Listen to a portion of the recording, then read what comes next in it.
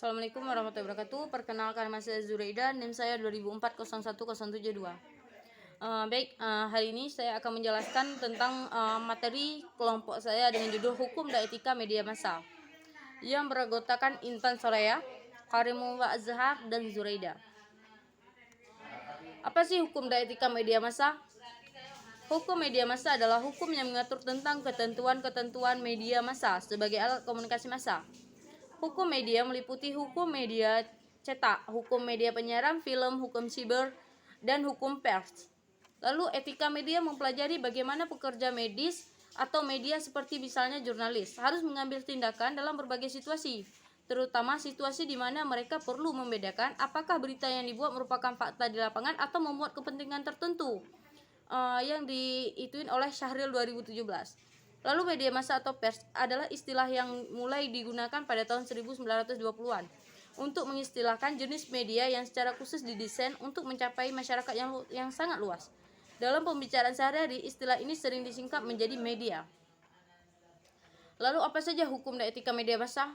Hukum dan etika media komunikasi merupakan peraturan perilaku formal yang dipaksakan oleh otoritas berdaulat, seperti pemerintah kepada rakyat atau warga negaranya dalam ranah media massa. Ada beberapa regulasi yang mengatur penyelenggaraan dan pemanfaatan media massa. Pentingnya hukum media massa. Apa saja pentingnya hukum media massa? Pentingnya hukum media massa di tengah arus globalisasi teknologi komunikasi, kehidupan pers dan lembaga penyiaran mengalami perubahan terus-menerus dalam rangka menyesuaikan diri dengan globalisasi. Hadirnya hukum media massa menjadi sangat diperlukan untuk menjaga kehendak yang mengindahkan etika dan aturan normatif. Media massa dianggap mempunyai peran-peran strategis dalam menyiarkan kesetaraan kebebasan terhadap masyarakat. Ekspektasi yang sangat tinggi oleh masyarakat ditancapkan pada peranan media massa yang diyakini sebagai perantara dengan memberikan informasi berkualitas dan terpercaya. Lalu apa saja fungsi etika media massa? Fungsi etika media massa itu dibagi menjadi 4 di sini. Yang pertama, attribute of authority, yaitu hukum merupakan keputusan-keputusan penguasa yang tujuannya untuk mengatasi segala ketegangan dan keguncangan yang terjadi di masyarakat.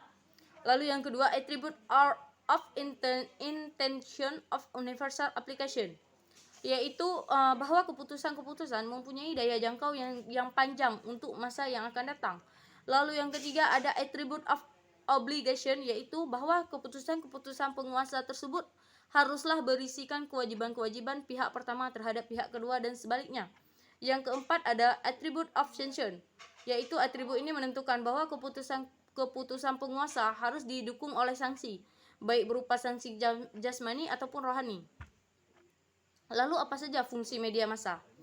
Fungsi media massa di sini dibagi menjadi 3 ranah. Yang pertama, informasi atau to inform, yaitu menginformasikan mengenai peristiwa yang terjadi, gagasan atau pikiran orang lain, apa yang dilakukan orang lain dan sebagainya.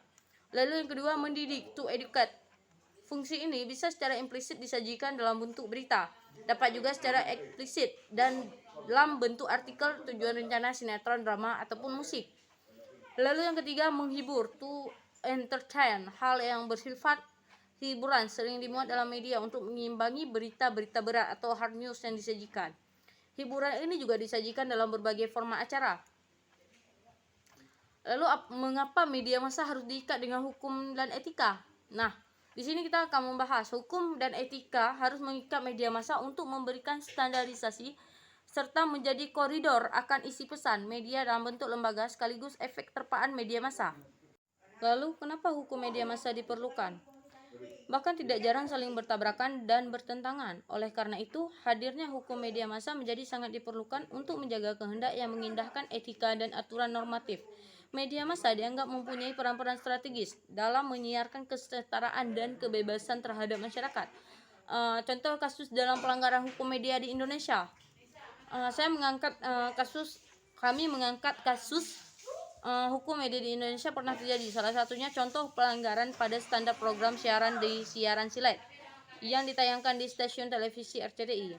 Silet melanggar SPS tersebut karena pada tayangan acara silet ini sering menampilkan konten horor atau mistis meskipun jam tayangnya pukul 11 siang. Mungkin cukup sekian penjelasan makalah dari saya. Mohon maaf jika ada kesalahan kata. Saya ucapkan wabillahi taufiq wal hidayah. Assalamualaikum warahmatullahi wabarakatuh.